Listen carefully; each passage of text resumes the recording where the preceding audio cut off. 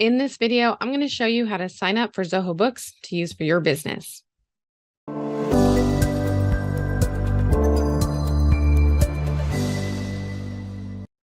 Hey everyone, my name is Stephanie Smith, and I'm a Zoho Finance Partner at AIO Bookkeeping. At AIO Bookkeeping, we help business owners do business better by getting their bookkeeping in order and reconnecting them with their business finances. Thanks for joining us on our YouTube channel. Don't forget to like and subscribe for more videos. Now let's dive in. To get started with Zoho Books, the first thing you need to do is sign up. So I would start by going over to Zoho Books website. You'll see that you can sign up for a 14-day free trial. There's also the ability to explore a demo account. If you check out the pricing option, you'll notice that there are a few different plan options you can choose from.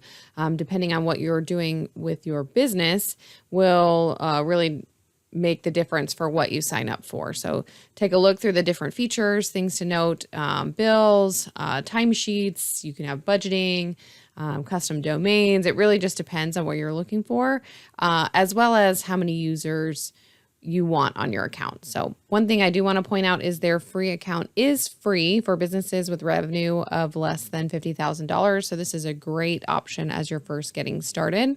Because I am a Zoho partner, you can sign up using my link if you'd like, and I'm going to drop that below the video. And if you use that link, you'll be taken to a page like this to get started, and you'll just want to enter your information. But I am going to start at the Zoho page. Click the Start My Free Trial. I'm going to enter my company information, an email address, our phone number, set yourself up a password. Select your country and your state. You have to agree to the terms and click Create Account. And Zoho is going to just do its thing and create an account for you.